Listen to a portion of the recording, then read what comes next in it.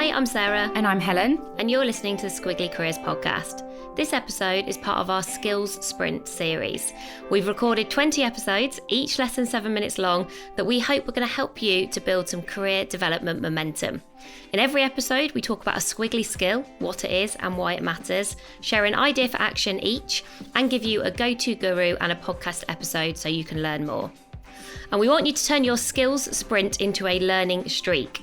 And so for everyone who completes a 20-day learning streak, we'll be offering you a free 5 skills to succeed in a Squiggly Career virtual workshop in September. If you post about your progress on social and tag us at AmazingIf, and we'll be in touch to tell you more. In this skills sprint, we're going to be talking about resilience. And this is one of the topics that we covered in our book, You Coach You. So I feel like we spent quite a lot of time on the topic of resilience. And when we wrote You Coach You as well, it was sort of during the pandemic. So I think we personally... we were being resilient. We were living the dream. we definitely needed it. And there's a nice quote, I think, which helps us to understand like what resilience is, that comes from Adam Grant. And he says, it is the strength and speed of your response to adversity. And I really like that because it makes me almost evaluate when I'm in a situation, how like powerfully am I responding to that problem, and also how quickly. And I feel like I can almost sort of coach myself by looking at that as a quote, though we sometimes feel that it puts a bit of pressure on people, like I don't like just recover quickly. The speed bit I do think depends on the context and the knotty problem that you're experiencing at that moment. So sometimes you might think, well, speed matters a bit more because it's a smaller knotty problem. A week feels a bit stressful. You're trying to juggle 3 or 4 priorities. But if this is a bigger knotty problem, I think I wouldn't want people to put pressure on themselves to be like, you should be over it by now. Why have I not sorted this out yet? Why have I not made progress yet? Because sometimes things are hard and they take time. I think it's why as well, when we talk about resilience in our sessions, we talk about your resilience range. So how resilient are you across a range of different situations? And that again is quite useful for reflection because it helps you just say, oh, that one yes, that one no. And also your resilience reserves, that's the other thing that we talk about, which is making sure that you are proactively investing in your resilience, like the things that almost fill up your bucket of resilience is how I think about it, because you will be drawing on it constantly because we're all experiencing lots of adversity in our lives. And so if you are just relying on your resilience without investing in it, then basically you can run out and it becomes really, really hard then. So we want to think about your range and invest in your reserves.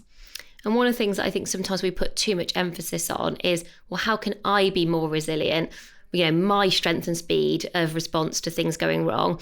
And I also think there's a lot of value in the we as a team. So thinking about how as a team can we be more resilient? So what does it look like to support each other when there are knotty moments that actually we might be experiencing together? It's very rare at work, actually, it's just you, particularly if it's more project based or to do with, you know, an objective you're working towards where things are not going well.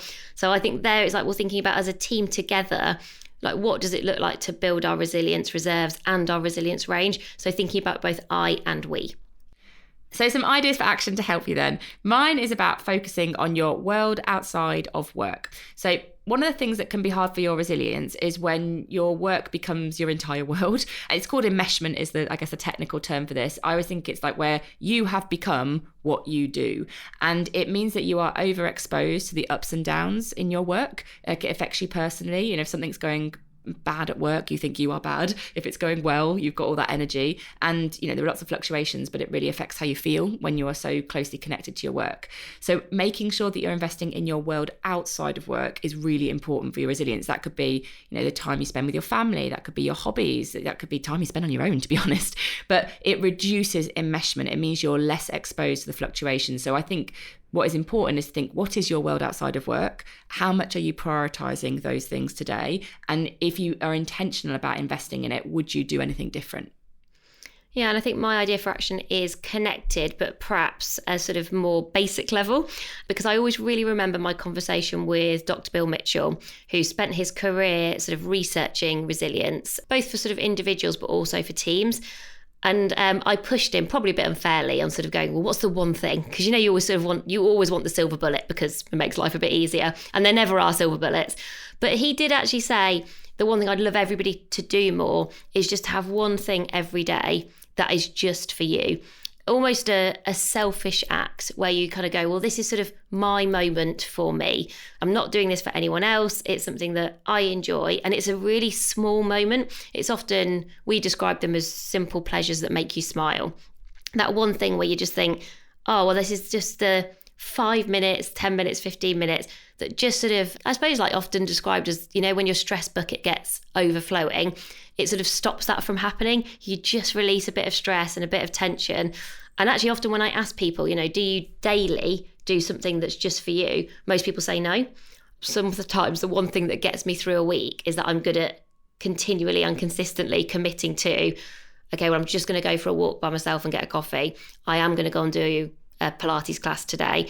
And it does sometimes feel selfish, and you do sometimes feel a little bit guilty, and you do realise there should be work you should be doing, or a 6-year-old you should be playing Pokemon with.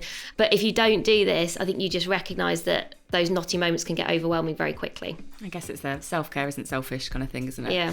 So our go-to guru on this topic is Brilliant Bruce Daisley. Brilliant Bruce. Brilliant we Bruce. should just call him that from now on. I don't think he'd like it. No, I don't think he would either. Like it. But Bruce Daisley... He doesn't even like resilience, to be fair. I know. He's got a book called Fortitude because he thinks that's a better word. But it is a really good book on the topic of resilience, and particularly the we elements as well. That really sticks with me from that book. And if you want to listen and learn a little bit more on this topic, then the episode that Sarah recorded with Dr. Bill Mitchell is 252 of the Squiggly Careers podcast. Thank you for listening to this skills sprint. We hope you found it useful. We'd love you to share and subscribe so you don't miss a sprint. And that's everything for this episode. So bye for now. Bye everyone.